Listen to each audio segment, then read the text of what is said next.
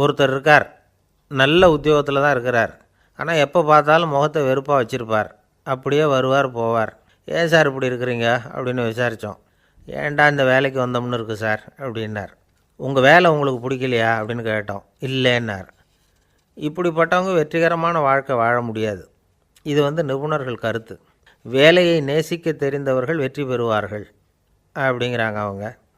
எந்த துறையாக இருந்தாலும் சரி, அந்த துறையில் வெற்றிகரமாக இருக்கிறவங்கள விசாரித்து பாருங்கள். எனக்கு என்னுடைய வேலை ரொம்ப பிடிக்கும் அப்படின்னு சொல்கிறவங்களாக தான் இருப்பாங்க. அப்படி இருந்தால் தான் அது வெற்றிகரமாக இருக்க முடியுது அவங்களால. ஒருத்தனுக்கு பிடித்தமான பொழுதுபோக்கே அவனுடைய தொழிலாக இருந்துட்டுதுன்னா அவனை மாதிரி கொடுத்து வச்சவன் வேறு யாரும் இல்லை அப்படிங்கிறார் பெர்னாட் ஷா. ஒரு தடவை மன்னர் ஹுமாயூன் உயிரை தண்ணீர் மொண்டு ஊற்றுகிற தொழிலாளி ஒருத்தர் காப்பாற்றினாராம் அந்த ஹுமாயூன் உயிரை. உடனே மன்னர் கேட்டிருக்கார், உனக்கு என்ன வேணும்னாலும் கேளு தரேன், உயர் பதவி வேணுமா அப்படின்னு கேட்டாராம். மன்னா, மக்களின் தாகம் தீர்க்கக்கூடிய இந்த பணியை விட உயர்ந்தது உண்டா அப்படின்னாராம் அந்த தொழிலாளி. அவரால் அவருடைய வேலையை நேசிக்க முடிஞ்சுது. அதனால் மகிழ்ச்சியாக இருக்க முடிஞ்சுது. நாமெல்லாம் அப்படி இல்லை.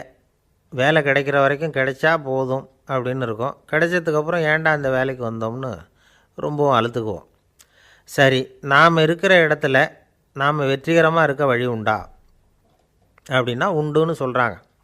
அதாவது மன இயல் நிபுணர்கள் இருக்கிறாங்க இல்லையா, அவங்க அதுக்கு முக்கியமாக 6 வழிகள் சொல்கிறாங்க.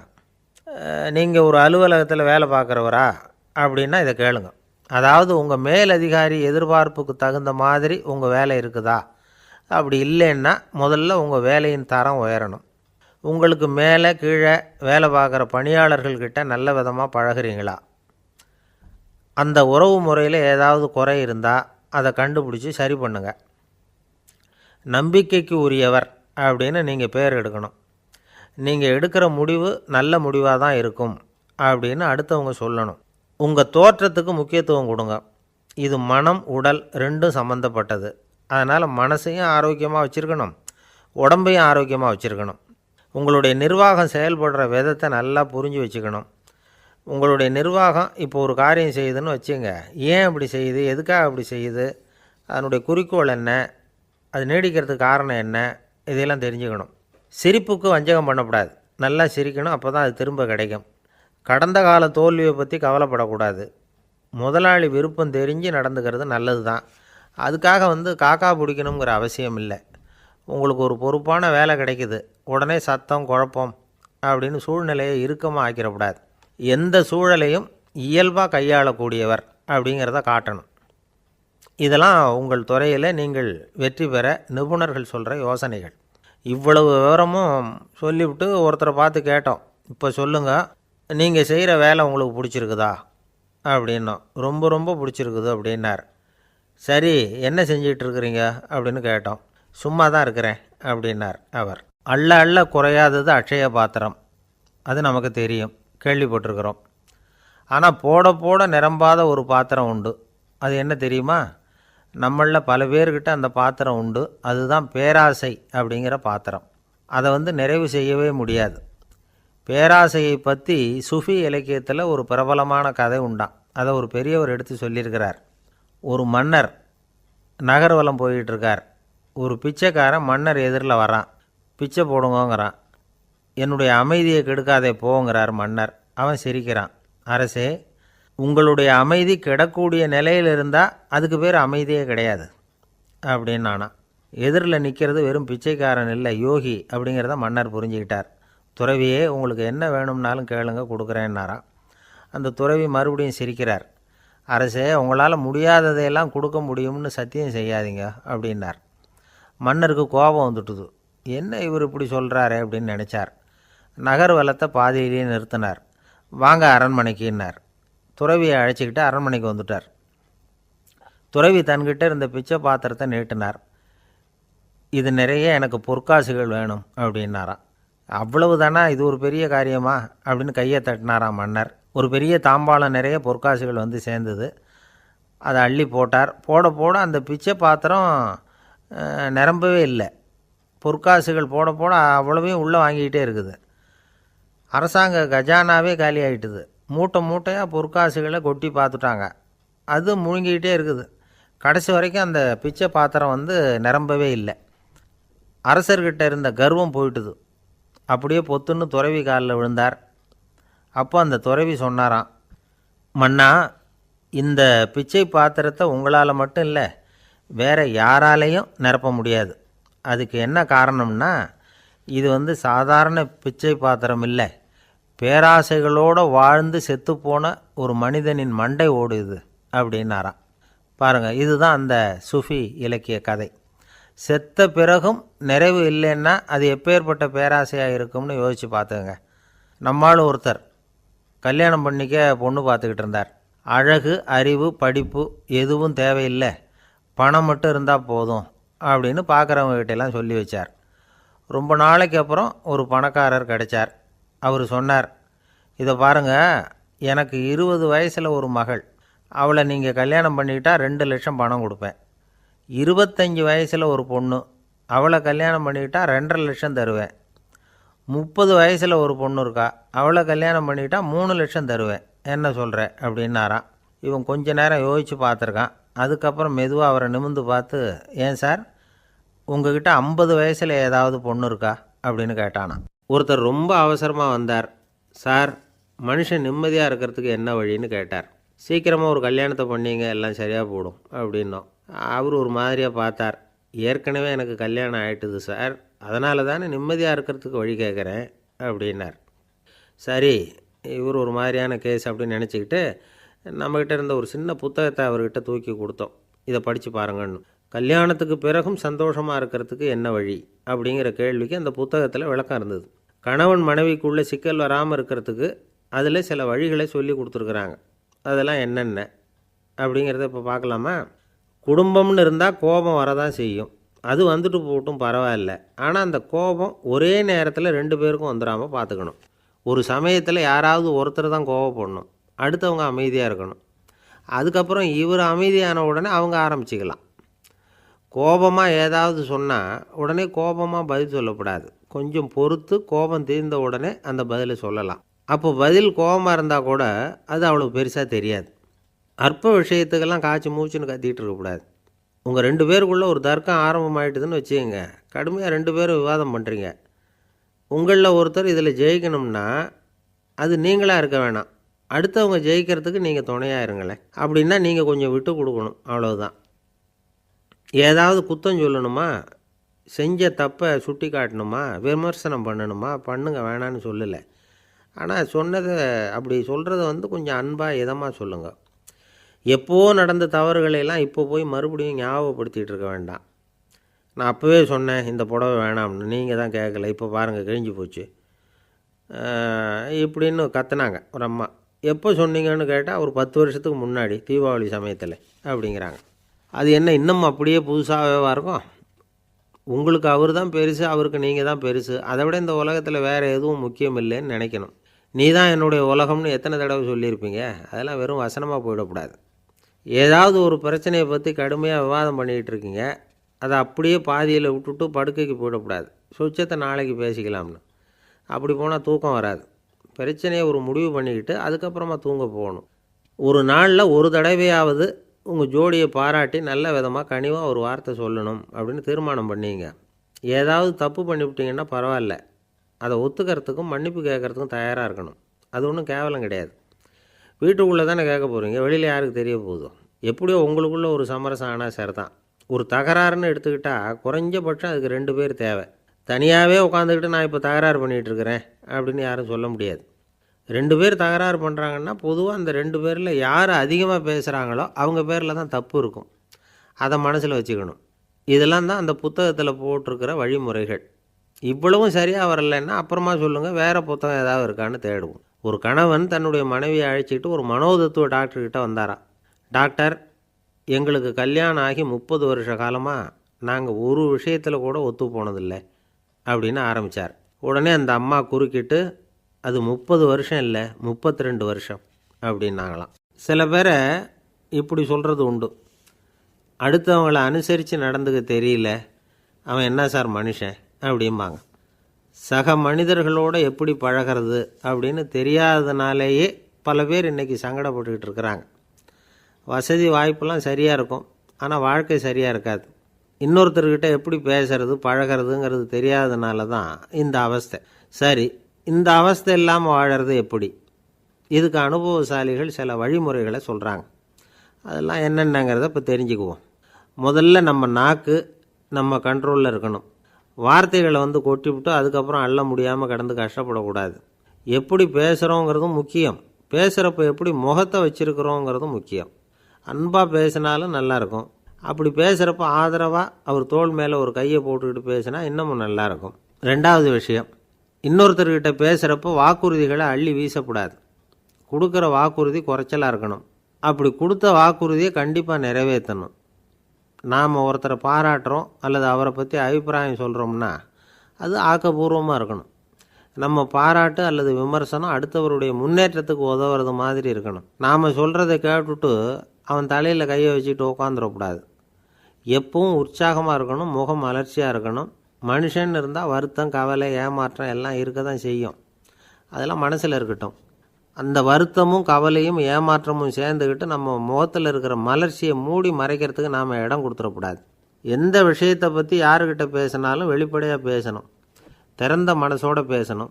மூடி மறைச்சி முழுங்கிக்கிட்டு இருக்கக்கூடாது. இன்னொருத்தர்கிட்ட பேசுகிறப்போ விவாதம் பண்ணுங்க, அது தப்பு இல்லை. ஆனால் வாதாடிக்கிட்டு இருக்கக்கூடாது. அதாவது என்ன சொல்கிறாங்கன்னா, டிஸ்கஸ் பண்ணலாம், ஆர்கியூ பண்ணக்கூடாதான். நம்மக்கிட்ட இருக்கிற நல்ல குணங்களை நாம் எடுத்து சொல்லிகிட்டு இருக்கக்கூடாது. அந்த நல்ல குணங்களே நம்மளை பற்றி எடுத்து சொல்லணும். அது மாதிரி நடந்துக்கணும். அதே மாதிரி அடுத்தவங்க கிட்ட உள்ள கெட்ட குணங்களை பற்றி அவசியம் இல்லாமல் நாம் பேச வேண்டியதில்லை. உங்களை பற்றி யாராவது தப்பாக பேசுகிறாங்களா, அப்படி அவங்க பேசுகிறதுல உண்மை இல்லையா அப்படின்னா அதை நீங்கள் பொருட்படுத்த வேண்டியதில்லை, விட்டுடலாம். அது தானாக போயிடும். ஒரு 4-5 பேரோட பேசிக்கிட்டு இருந்தீங்கன்னா எல்லாருக்கும் முக்கியத்துவம் கொடுங்க. யாரையும் அலட்சியப்படுத்தாதீங்க. தமாஷா பேசலாம். ஆனால் அவங்க தமாஷ் அடுத்தவங்களை கேலி பண்ணுறதா இருக்கக்கூடாது. நமக்கு கிடைக்க வேண்டியது கிடைக்கலையே அப்படிங்கிற தவிப்பு நம்மக்கிட்ட இருக்கக்கூடாது. அது தேவையில்லை. உங்கள் செயல்பாடுகள் தெளிவாக இருக்கட்டும். பாராட்டு தானாக அவங்கள தேடிட்டு வரும். இன்னொரு மனுஷனுடைய மனசில் கௌரவமான ஒரு இடத்த பிடிக்கணும்னா நாம் இந்த குணத்தையெல்லாம் நம்மக்கிட்ட வளர்த்துக்கணும். இதெல்லாம் அனுபவசாலிகள் சொல்லியிருக்கிற குறிப்புகள். இந்த குறிப்புகளை சரியாக புரிஞ்சுக்கணும். அது முக்கியம். தப்பாக புரிஞ்சுக்கிட்டா என்ன ஆகும் தெரியுமா? இதை கேளுங்க. ஒருத்தர் வந்தார். சார், அடுத்தவங்க தோள் மேலே கையை போட்டுக்கிட்டு அன்பாக பேசணும்னு சொன்னீங்க. அப்படி தான் பேசினேன். அவர் முதுகை கூட தட்டி கொடுத்தேன். என் வேலை போயிட்டுது சார், வீட்டுக்கு அனுப்பிச்சிட்டாங்க அப்படின்னார். யாருக்கிட்ட அப்படி பேசுனீங்கன்னு கேட்டோம். என் முதலாளிகிட்ட சார் அப்படிங்கிறார் ரொம்ப சோகமாக. இந்த உலகமே ஒரு நாடக மேடை. நாம் எல்லாரும் நடிகர்கள்.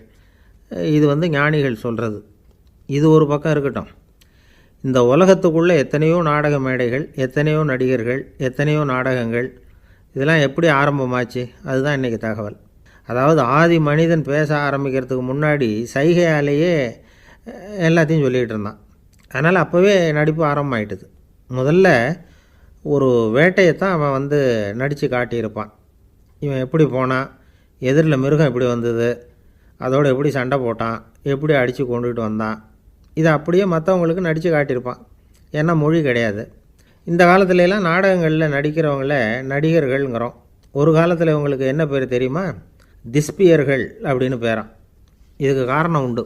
அதாவது 2000 வருஷத்துக்கு முன்னாடி கிரீஸ் நாட்டில் திசிபியஸ் அப்படின்னு ஒரு ஆள் இருந்தான். அவன் ஒரு பெரிய நாடக கலைஞன்.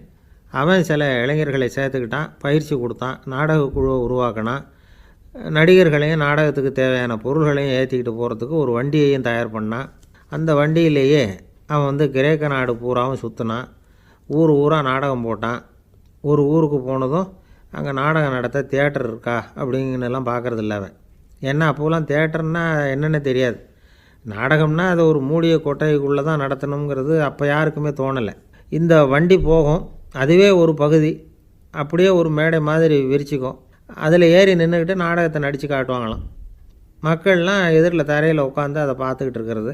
உலகத்தின் முதல் நடமாடும் தியேட்டர் இது தானா.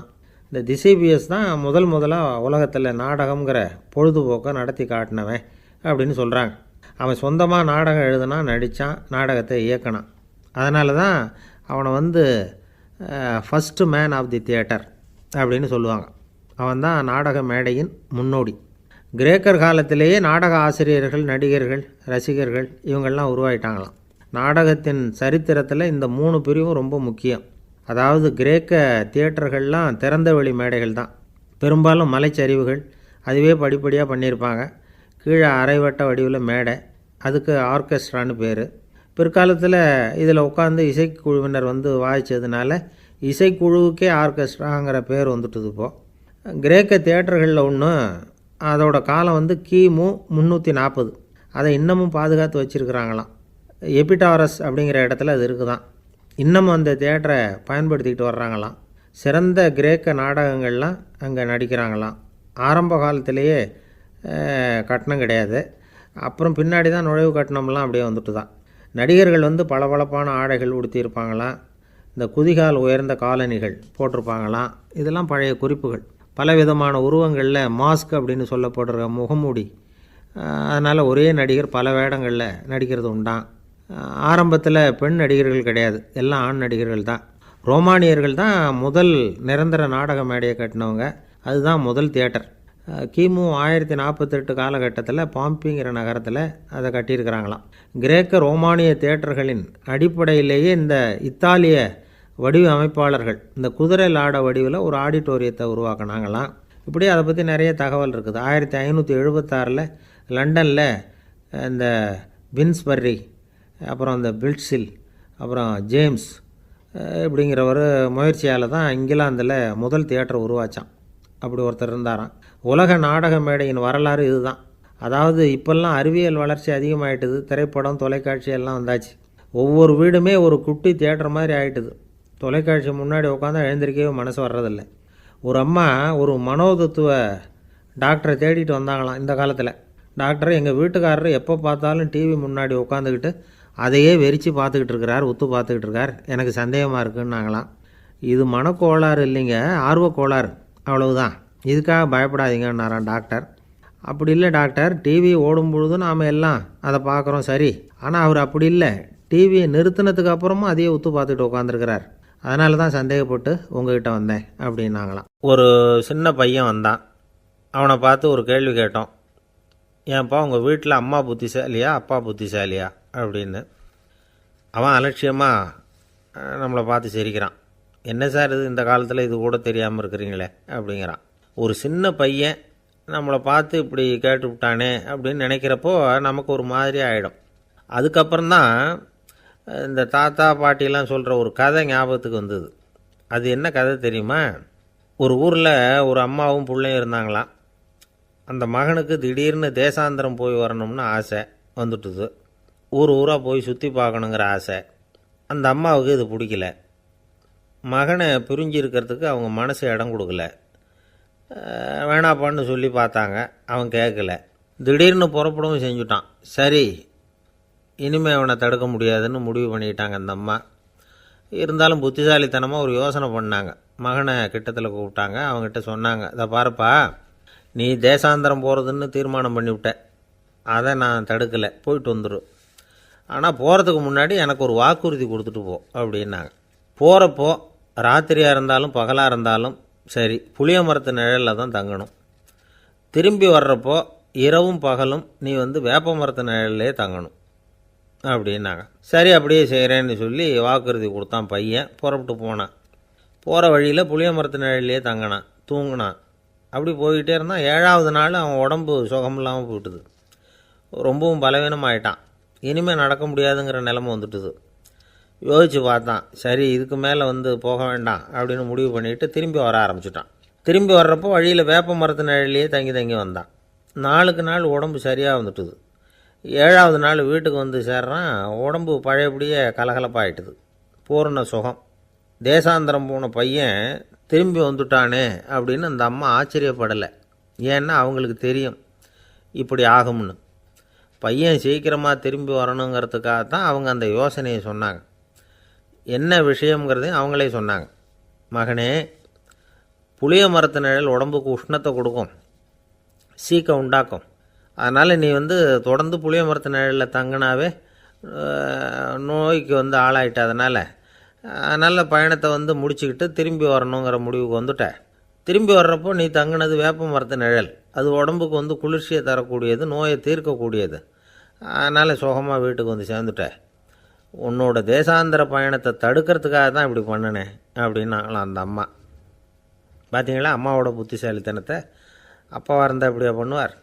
ஒரு அப்பா வந்து பையன்கிட்ட 10 ரூபா கொடுத்து இதை எடுத்துக்கிட்டு அடுத்த ஊருக்கு போய் அங்கே இருக்கிற மாமா கிட்ட இதை கொடுத்துட்டு வாடா, வழியில் எங்கேயாவது மரத்தடியில் படுத்து தூங்கி விடாதே அப்படின்னு எச்சரிக்கை பண்ணி அனுப்புனாராம். பையனுக்கு எச்சரிக்கையாக வாழறது எப்படிங்கிறத கற்றுக் கொடுக்கறதுக்காக இப்படி பண்ணார். அவன் பணத்தை வாங்கிக்கிட்டு போனான். அப்பா சொன்னதை மறந்துட்டு ஒரு மரத்தடியில் படுத்து தூங்கிட்டான்.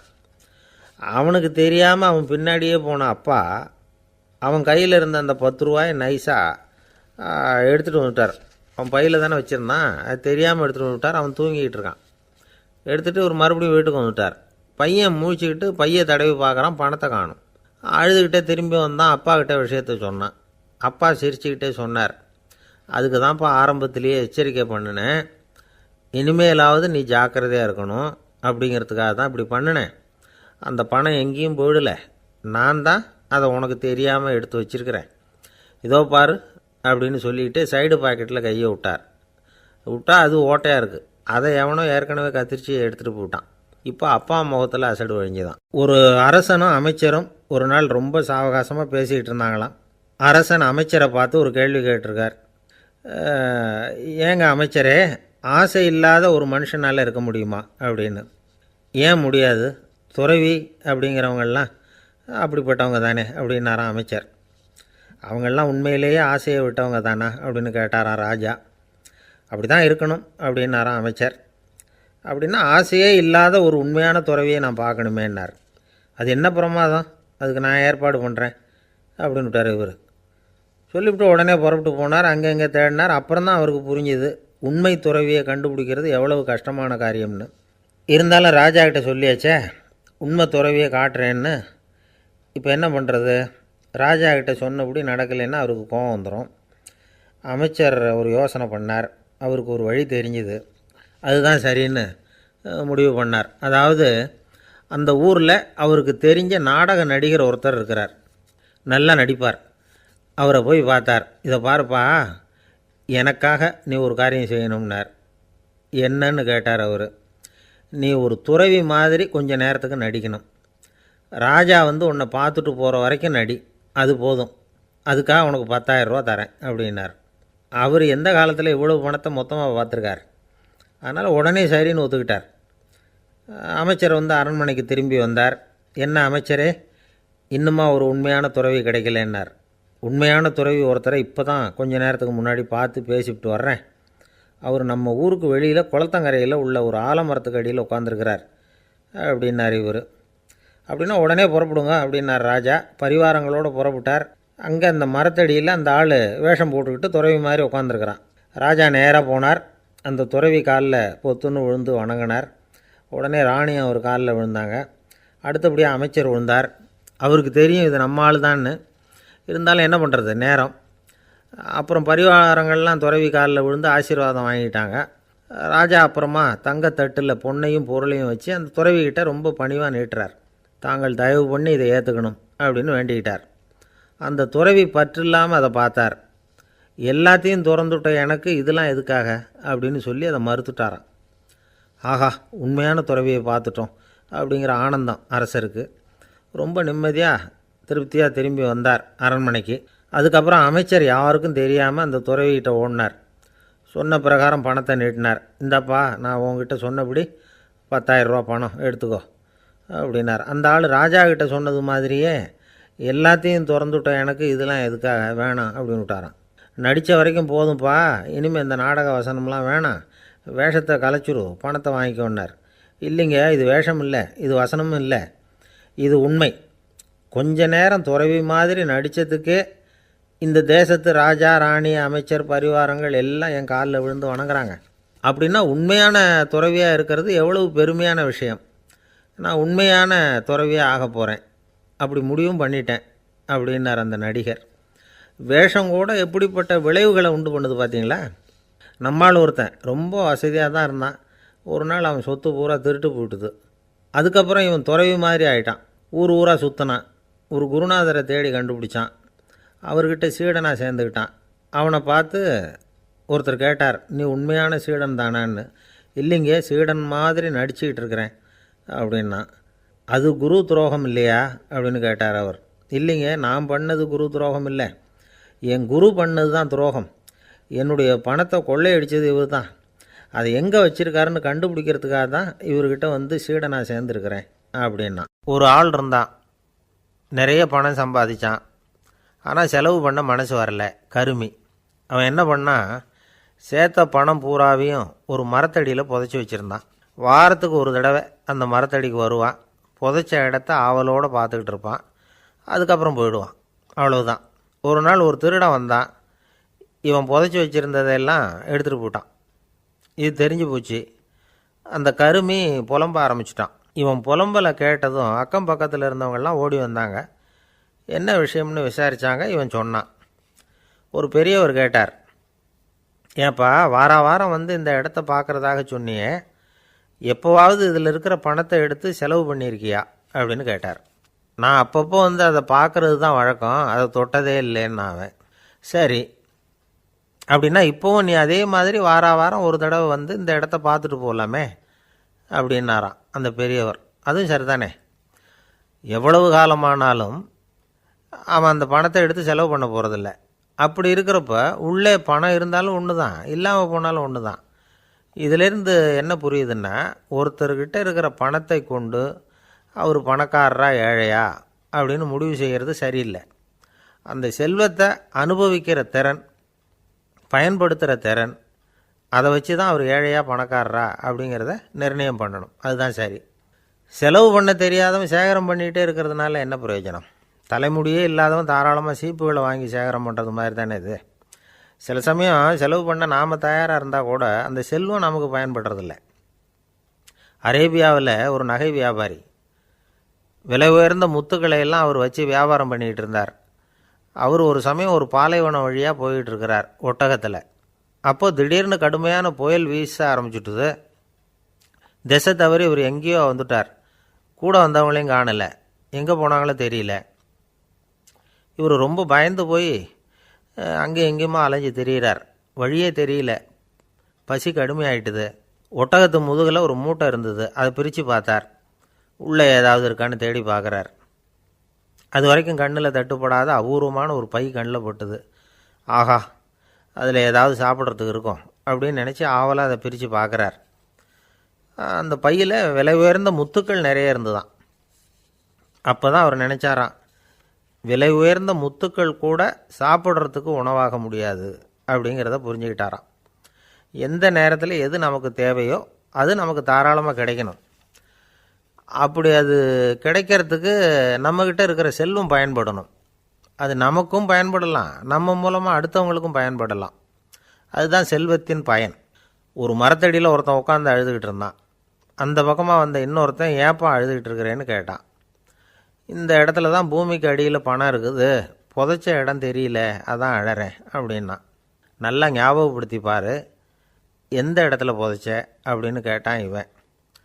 அது எப்படி எனக்கு தெரியும், புதைச்சி வச்சிருக்கிறவன் நான் இல்லையே, எங்கள் எதிர்த்த வீட்டுக்காரன் அப்படின்னானா இவன். அந்த ஆள் என்னை கண்ணா புண்ணான்னு திட்டிவிட்டான் சார், அதை நினச்சா எனக்கு ரொம்ப வருத்தமாக இருக்குது அப்படின்னு சொல்லி கவலைப்பட்டார் ஒருத்தர். இதில் கவலைப்படுறதுக்கு என்ன இருக்குது அப்படின்னார் ஒரு பெரியவர். அவர் ஒரு மகான். என்ன சார் இப்படி சொல்கிறீங்க, ஒருத்தர் நம்ம பார்த்து திட்டுனா வருத்தமாக இருக்காதா அப்படின்னார். அது எப்படி வருத்தமாக இருக்கும், திட்டுறதுங்கிறது என்ன, அது வெறும் சத்தம் தானே அப்படின்னார் அந்த பெரியவர். நம்ம ஆளுக்கு தலையை பிச்சுக்கலாம் போல் இருந்தது. இருக்காது அப்படின்னா நமக்கே அப்படி தானே தோணுது. அந்த பெரியவர் சொல்கிறது ரொம்ப பெரிய விஷயம். அதை நாம் புரிஞ்சிக்க முயற்சி பண்ணலாம்னா நடைமுறை வாழ்க்கைக்கு அது ஒத்து வர்றது மாதிரி தெரிய மாட்டேங்குது. இருந்தாலும் அந்த பெரியவர் அதுக்கு என்ன தான் விளக்கம் கொடுக்குறாருன்னு பார்ப்போமே. ஒரு ரயில் போயிட்டுருக்கு, அதில் ஒரு சாது போயிட்டுருக்கார். அந்த ரயில் வந்து அவர் ஹரித்வாரம் போயிட்டுருக்கார். அவர் ரயிலில் ஏகப்பட்ட கூட்டம். நம்ம ஊர் ரயில் கேட்கவா வேணும், டிக்கெட் வாங்கிட்டு கொஞ்சம் பேர், வாங்காத கொஞ்சம் பேர். அது என்னத்துக்கு அனாவசியமாக டிக்கெட் அப்படிங்கிற நினப்பில் பாதி பேர். இந்த கூட்டத்துக்கு மத்தியில் அந்த சாதுவும் போயிட்டுருக்கிறார். உட்கார்றதுக்காக இருந்த இடத்துல ஒரு ஆள் படுத்துருக்கிறான், கொஞ்சம் முரட்டு ஆசாமி. அவன் கால் பக்கத்தில் கொஞ்சோண்டு இடம் பாக்கி இருந்தது. அந்த இடத்துல இந்த சாது உட்காந்துருந்தார். மெதுவாக உட்காந்துக்கிட்டார் போய். ஆனால் அந்த ஆள் ராத்திரி பூரா இவரை காலால் உதச்சிக்கிட்டே இருக்கிறான். அது இவருக்கு ரொம்ப அவமானமாக பட்டுது. அதனால் துக்கம் ஏற்பட்டுது. இருந்தாலும் அதை ஒரு மாதிரியாக சகிச்சுக்கிட்டே இவர் வந்து சேர்ந்தார். பொழுது விடிஞ்சுது. அந்த சாது ஹரித்வார் வந்து சேர்ந்தார். அங்கே ஒரு பெரிய ஞானியை சந்தித்தார். ராத்திரி ரயிலில் அந்த ஆள் உதைச்சதையும் அதனால் தனக்கு ஏற்பட்ட துக்கத்தையும் இந்த சாது அந்த ஞானிகிட்ட சொன்னார். சொல்லிவிட்டு, ஏன் சுவாமி, எனக்கு துக்கம் ஏற்பட்டதே அது தப்பா அப்படின்னு கேட்டார். தவறு தான்னார் அந்த ஞானி. உனக்கு இன்னமும் தேக அபிமானம் போகலைங்கிறது தான் அது காட்டுது. அஷ்டாவக்கிரர் என்ன சொல்கிறார் தெரியுமா? உண்மையான ஞானி யாராவது தன்னை வந்தனை செய்தால் அதற்காக சந்தோஷப்பட மாட்டார், யாராவது நிந்தனை செய்தால் அதற்காக வருத்தப்பட மாட்டார் அப்படின்னு சொல்கிறார். நிந்தனைங்கிறது ஒரு ஒலி தான். தேகாபிமானம் இருக்கிற வரைக்கும் இந்த ஒலி நம்மளை வந்து வேதனைப்படுத்தும். நான் தேகம் இல்லை, ஆத்மா அப்படிங்கிற நினைவு இருந்தால் இந்த ஒலி நம்மளை பாதிக்காது. மனு என்ன சொல்கிறார் தெரியுமா? ஒரு சாதகன் பாராட்டுதலை விஷம்னு நினச்சி பயப்படணும், அவமானத்தை அமிர்தம்னு நினச்சி சந்தோஷப்படணுங்கிறார். அவமானப்பட்டால் கவலைப்படாமல் எப்படி இருக்க முடியும் அப்படின்னு தான் நமக்கு தோணும். அதனால தான் நம்மளில் யாரும் இதுக்கு உதாரணமாக யாரையும் காட்ட முடியல. புத்தரையும் கபீரையும் உதாரணமாக காட்டுறாங்க. அவங்களுக்கெல்லாம் அவமானம் ஏற்பட்டப்போ கவலையே படலையாம். புத்தரை வந்து அவமானப்படுத்தணுங்கிறதுக்காக கௌசாம்பி ராணி ஒரு இளம் பெண்ணை கொலை பண்ணி சடலத்தை புத்தர் குடிசைக்கு முன்னாடி போட சொன்னார். போட்டாங்க. புத்தர் தான் அந்த பொண்ணை கெடுத்து கொலை பண்ணிவிட்டாருன்னு எல்லாரும் நினச்சாங்க. ஆனால் புத்தர் இதை பற்றி கவலையே படலை. அப்புறமா உண்மை தெரிஞ்சதும் புத்தர் புகழ் இன்னும் அதிகமாகிட்டுது. ஒரு பெரிய சபையில் ஒரு மோசமான பொண்ணு நுழைஞ்சி தனக்கும் கபீருக்கும் சம்பந்தம் உண்டுன்னு சொன்னான். கபீர் கவலைப்படலை. அவங்க மாதிரியெல்லாம் நாமளும் இருக்க கற்றுக்கணும். நிந்தனை, அபகீர்த்தி, அவமானம் எல்லாம் ஆண்டவன் கொடுக்குற பிரசாதம்னு நினைக்கணும் அப்படின்னு சொல்கிறார் அந்த ஞானி.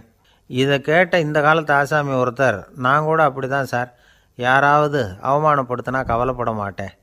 நேற்று கூட ஒருத்தர் என்ன பலார்னு அரைஞ்சுட்டார், நான் கொஞ்சம் கூட கவலைப்படலை, பேசாமல் வந்துட்டேன்னார். ஏன் அப்படி வந்துட்டீங்க அப்படின்னு. அவர் அரைஞ்சதுலேயும் ஒரு அர்த்தம் இருந்தது, அதனால தான் அப்படி வந்துட்டேன்னார். ஏன் அரைஞ்சாருன்னு கேட்டேன். 10 வருஷத்துக்கு முன்னாடி 15 ரூபா அவர்கிட்ட கடன் வாங்கினேன், அதை கேட்டு கேட்டு பார்த்துட்டு கடைசியாக தான் அரைஞ்சார் அப்படின்னார்.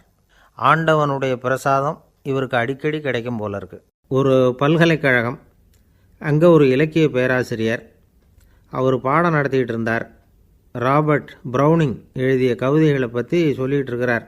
மாணவர்களும் ரொம்ப அக்கறையாக அதை கேட்டுக்கிட்டு இருக்கிறாங்க. ஒரு குறிப்பிட்ட கவிதையை பற்றி சொல்லும் பொழுது அந்த பேராசிரியருக்கே ஒரு சந்தேகம்.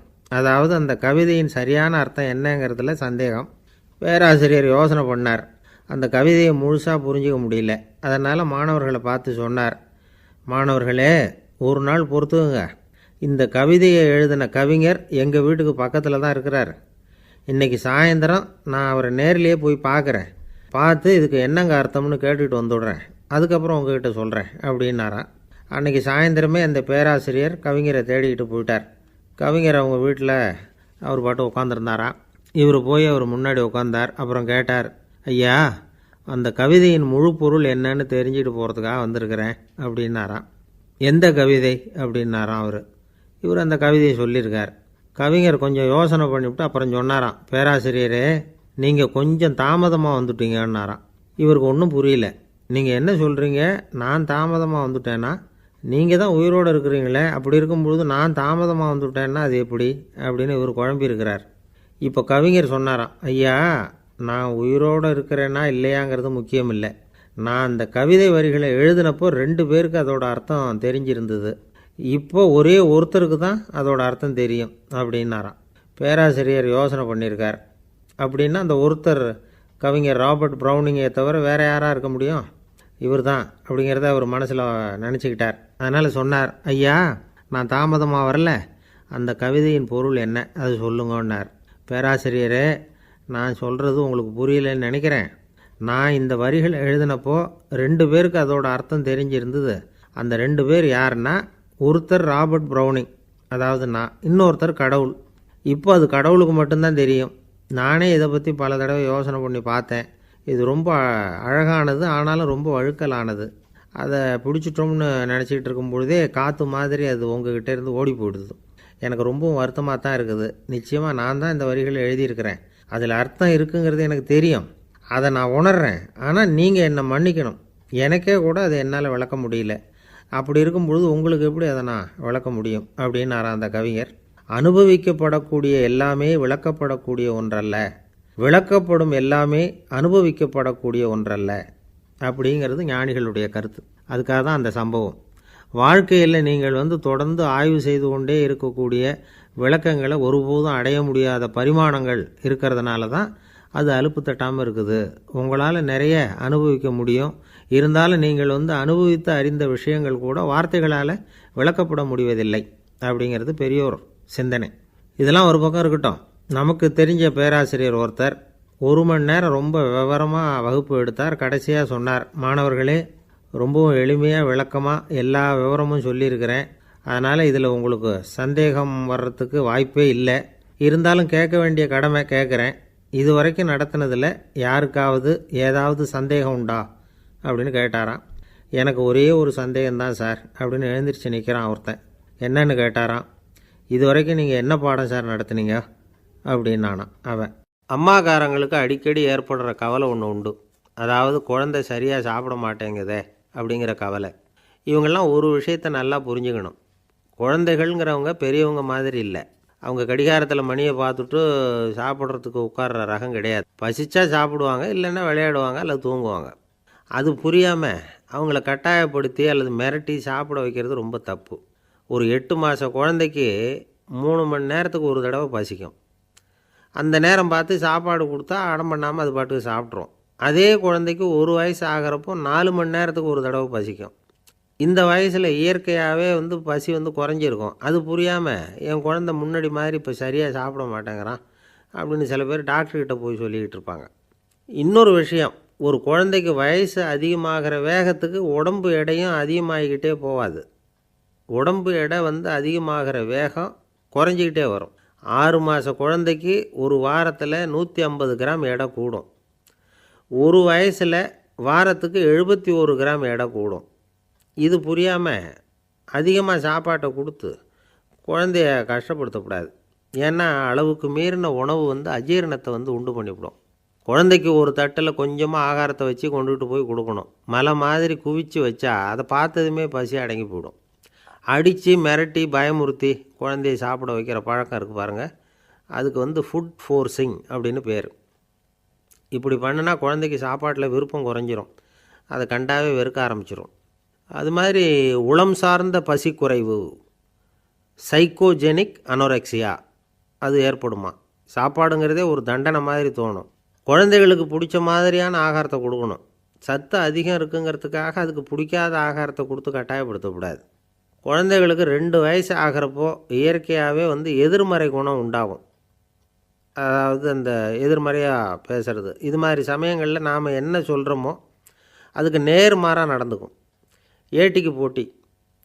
சாப்பிட சொன்னால் விளையாட போகும், விளையாட சொன்னால் சாப்பாடு கேட்கும். இதை புரிஞ்சுக்கிட்டு நடந்துக்கணும். குழந்தை சொன்ன பேச்சை கேட்கலேன்னு கோவப்படக்கூடாது. குழந்தை வளர வளர பிடிவாத குணம் வர்றது சகஜம். கேட்டதை வாங்கி கொடுத்தா தான் சாப்பிடுவேன் அப்படின்னு பிடிவாதம் பண்ணும். வாங்கி கொடுத்துடுறது தான் உத்தமம். நீங்களும் அதுக்கிட்ட பிடிவாதம் பண்ணிகிட்டு இருக்கக்கூடாது.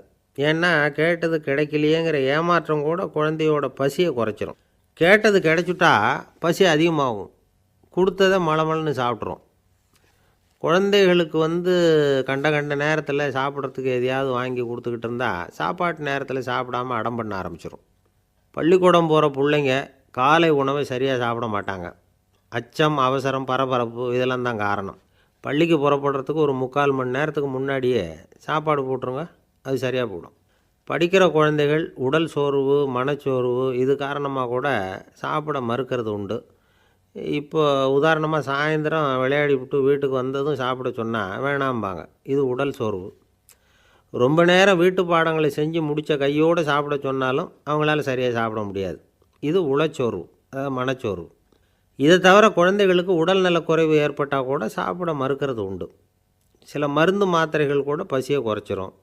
அதனால் சரியாக தெரிஞ்சுக்கிட்டு குழந்தைகளை சாப்பிட வைக்கணும்.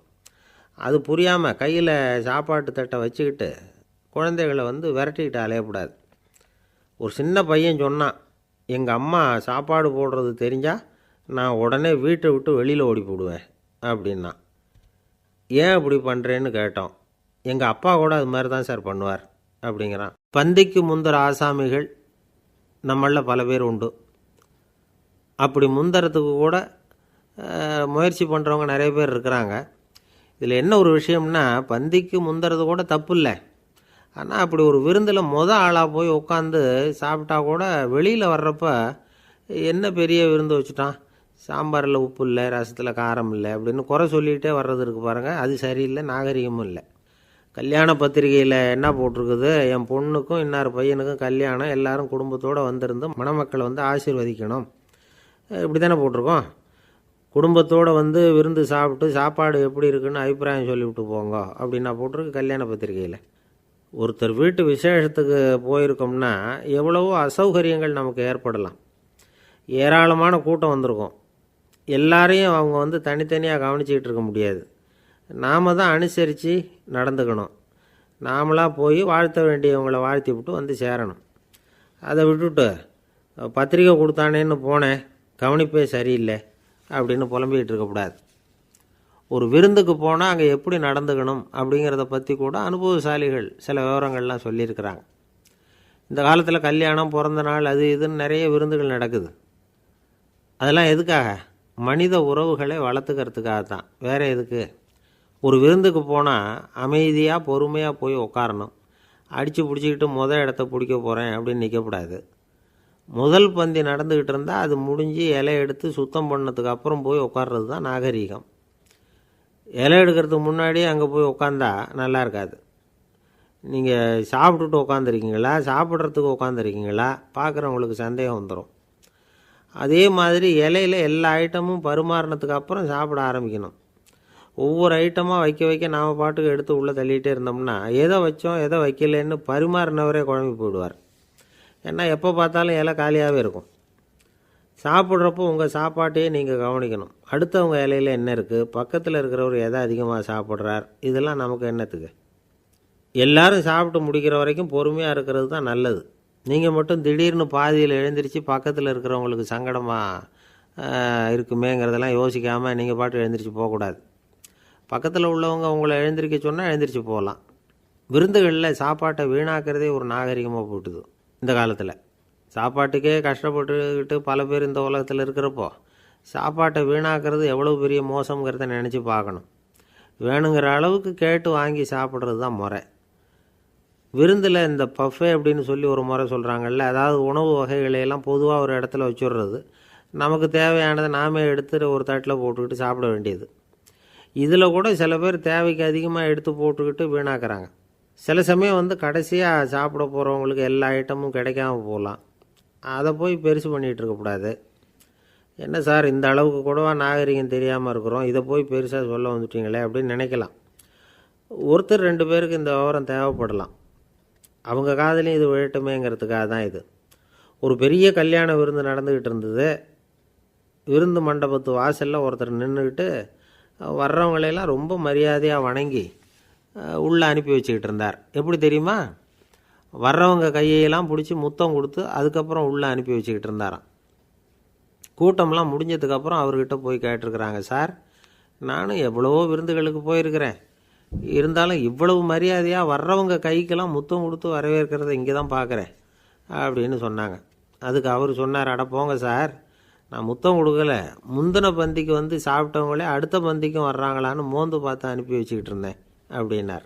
ஒருத்தர் மனசில் நிம்மதி இல்லாமல் உட்காந்துருந்தார். என்ன சார் விஷயம் அப்படின்னு விசாரித்தேன். அகலக்கால் வச்சுட்டேன், அதுதான் அவதிப்படுறேன்னார். விவரமாக சொல்லுங்கன்னேன்.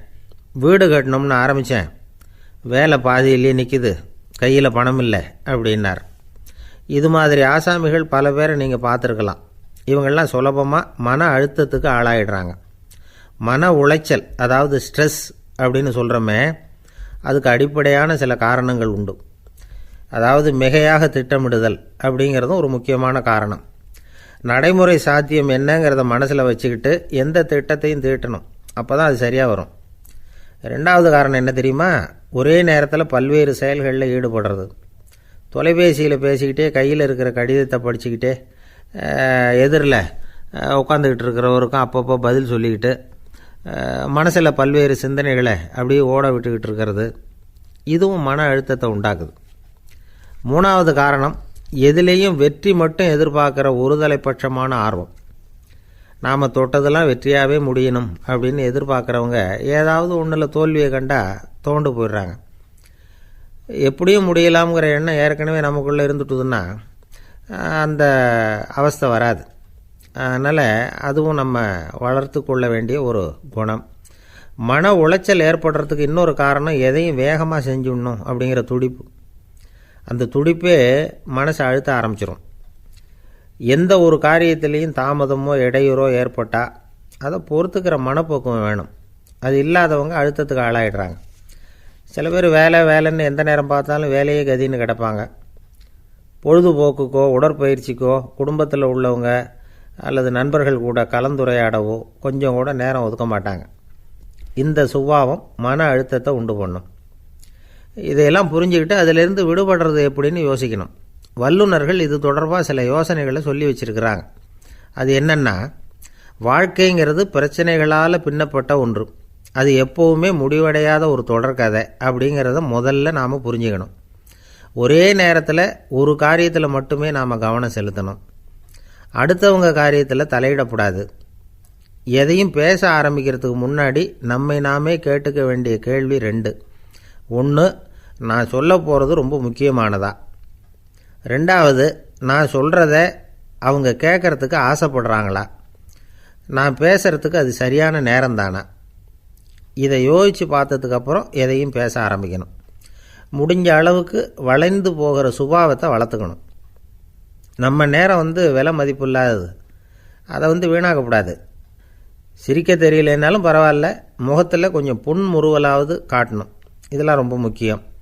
அடுத்தவங்க ஏதாவது செஞ்சால் உடனே நன்றி சொல்ல மறக்கக்கூடாது. தினமும் கொஞ்சம் நேரத்தை தனிமையில் செலவு பண்ணணும். மன உளைச்சலிருந்து விடுபடுறதுக்கு 3 முக்கிய வழிகள் சொல்கிறாங்க. அதை சுருக்கமாக ரெட் அப்படின்னு சொல்கிறாங்க. RED ஆங்கில எழுத்தில். அந்த முதல் எழுத்து R, அது என்னென்னா ரிலாக்ஸேஷன், அதாவது இடை ஓய்வு. 2வது E எக்ஸர்சைஸ், உடற்பயிற்சி. 3வது டயட், திட்டமிட்ட உணவு முறை. அதனால் தியானம், மூச்சு பயிற்சி இதெல்லாம் இந்த இடை ஓய்வுக்கு வழிகள். எந்த வேலையையும் தொடர்ந்து செய்யக்கூடாது. எல்லார்கிட்டையும் கலகலப்பாக பழகணும். மாதத்துக்கு ஒரு நாளாவது குடும்பத்தோடு வெளியில் போயிட்டு வரணும். சுலபமான உடற்பயிற்சிகளை செய்யலாம். உடற்பயிற்சிங்கிறது நமக்காக நாம் செய்கிற ஒரு நீண்டகால முதலீடு அப்படின்னு சொல்லுவாங்க. அதாவது லாங் டேர்ம் இன்வெஸ்ட்மெண்ட்டாக. அளவோடு சாப்பிட்ணும், மெதுவாக சாப்பிட்ணும். இதெல்லாம் கொஞ்சம் மனசில் வச்சுக்கிட்டு நடந்துக்கிட்டால் மகிழ்ச்சியாக வாழலாம். சில பேர் சாப்பாட்டு விஷயத்தில் ரொம்ப அக்கறை எடுத்துக்கிறது உண்டு. ஒரு குண்டு ஆசாமி சாப்பிட உக்காந்தார். முதல்ல ஒரு மாத்திரை சாப்பிட்டார். எதுக்குன்னு கேட்டோம். பசி எடுக்கிறதுக்குன்னார். சாப்பிட்டு முடித்தார். பிறகு மறுபடியும் ஒரு மாத்திரை சாப்பிட்டார். இது எதுக்குன்னு கேட்டோம். சாப்பிட்டது ஜீரணமாகறதுக்கு அப்படின்னார். ஒரு ஆஃபீஸில் வேலை பார்க்குற ஒருத்தர் ஏதோ தப்பு பண்ணிவிட்டார். உடனே மேல் அதிகாரி அவரை கூப்பிட்டு அனுப்புனார். நீ செஞ்சது தப்புன்னார் கோபமாக. இது ஒரு ரகம். சில அதிகாரிகள் இப்படி நீங்கள் செஞ்சது தப்புன்னு சொல்கிறதில்ல, நீங்கள் செஞ்சது சரி அப்படின்னு சொல்கிறதில்ல. எப்படி சொல்லுவாங்கன்னா, நீங்கள் செஞ்சது சரியில்லைன்னு நான் நினைக்கிறேன் அப்படின்னு சொல்லுவாங்களாம்.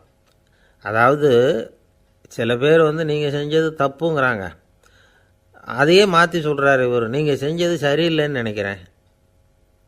இது ரெண்டும் அர்த்தம் ஒன்று தான், இருந்தாலும் வார்த்தைகள் வித்தியாசம்.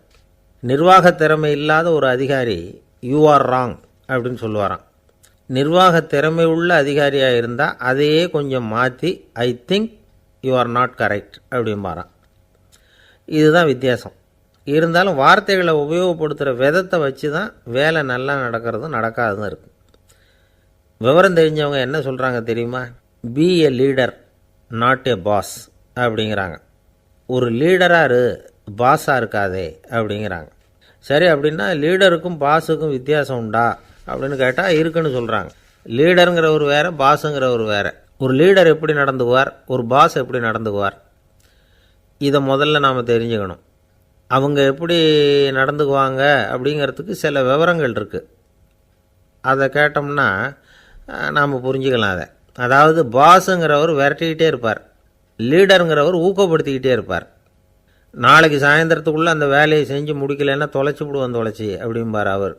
இவர் எப்படி சொல்லுவார்னா, இது வரைக்கும் நீங்கள் செஞ்சுருக்கிற வேலை ரொம்ப அற்புதம் அப்படிம்பார். பாஸுங்கிறவர் அதிகாரத்தை நம்பி செயல்படுறவர், லீடருங்கிறவர் நல்லெண்ணத்தை நம்பி செயல்படுறவர். நம்மக்கிட்ட அதிகாரம் இருக்குது, பவர் இருக்குது, அதனால் காரியத்தை சாதிச்சுடலாம் அப்படின்னு நினைக்கிறவர் அவர். மற்றவங்கக்கிட்ட ஒரு நல்ல அபிப்பிராயத்தை சம்பாதிச்சுக்கிட்டு அது மூலமாக காரியங்களை சாதிக்கிறவர் இவர். பாஸுங்கிறவர் பயத்தை உண்டு பண்ணுவார், லீடருங்கிறவர் அன்பை பரவ செய்வார். அதை செய்யலைன்னா ஆடிட்டில் தகராறாயிடும், இது செய்யலைன்னா இன்க்ரிமெண்ட்டு கட் ஆகிடும், இப்படி ஏதாவது சொல்லி பயமுறுத்திக்கிட்டே இருப்பார் அவர். இவர் அப்படி இல்லை. உடம்பு இப்படி இருக்குது, வீட்டில் எல்லோரும் சௌக்கியமாக இருக்கிறாங்களா, ஆஃபீஸில் எல்லாம் வசதியாக இருக்குதா, நான் ஏதாவது உதவி செய்யணுமா அப்படின்னு அன்புக்கு முக்கியத்துவம் கொடுப்பார். பாஸுங்கிறவர் எதுக்கெடுத்தாலும் நான் சொல்லிகிட்டு இருப்பார், லீடருங்கிறவர் நாமன்னு சொல்லிகிட்டு இருப்பார். பாஸுங்கிறவர் தப்புக்கு காரணம் யாருன்னு பார்ப்பார், லீடருங்கிறவர் தப்பு என்னன்னு பார்ப்பார். இதுதான் ரெண்டு பேருக்கு வித்தியாசம். The boss shows who is wrong, the leader shows what is wrong அப்படின்னு சொல்லுவாங்க.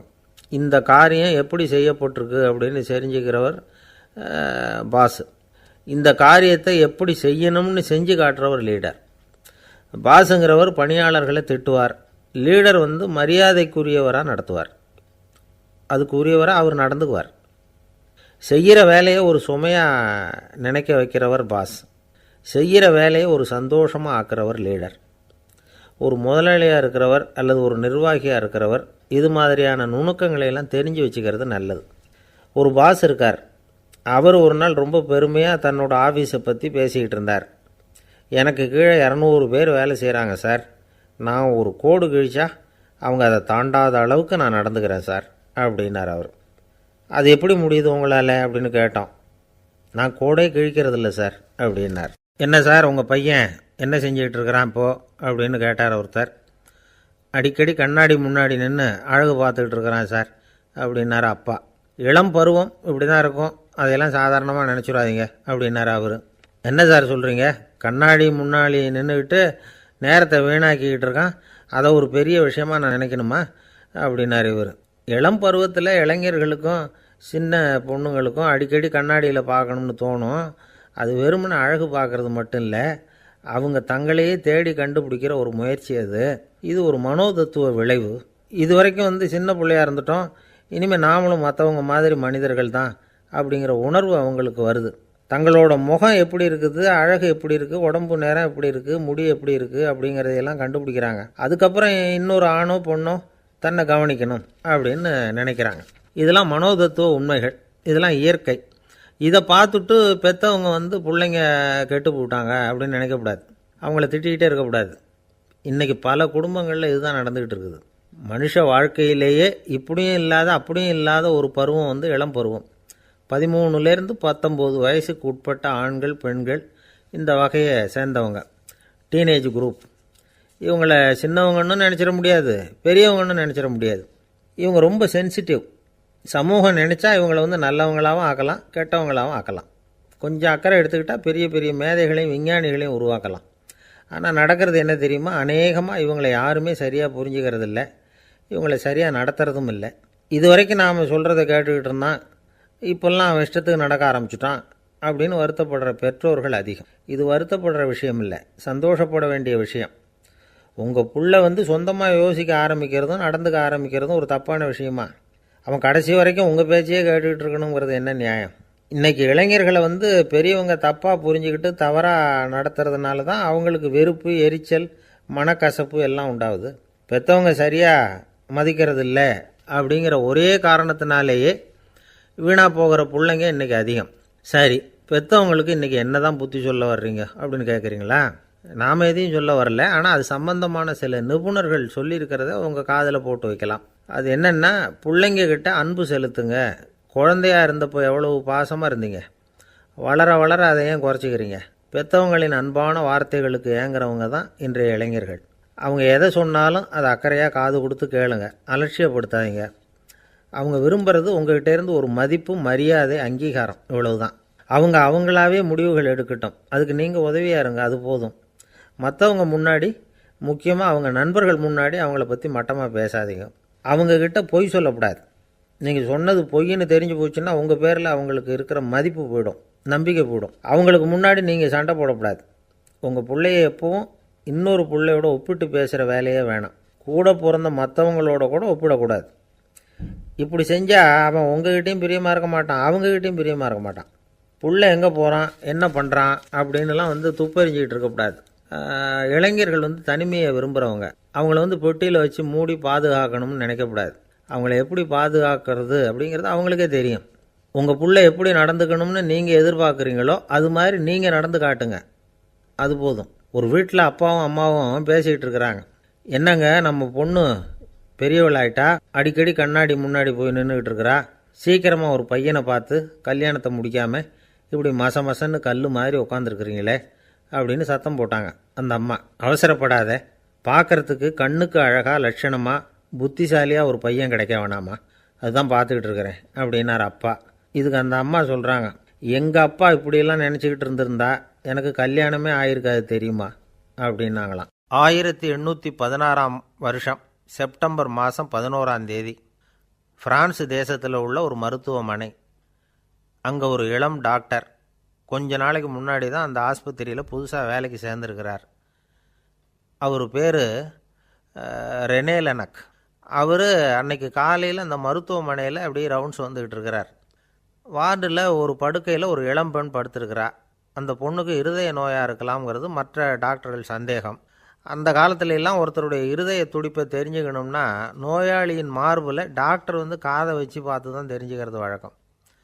ஆனால் இந்த பெண்ணும் இளம்பெண், அந்த டாக்டரும் புதுசாக சேர்ந்துருக்கிறவர். அதனால் பரிசோதனை பண்ண தயங்கினார். கொஞ்ச நேரம் யோசனை பண்ணார். திடீர்னு ஒரு ஞாபகம் வந்தது அவருக்கு.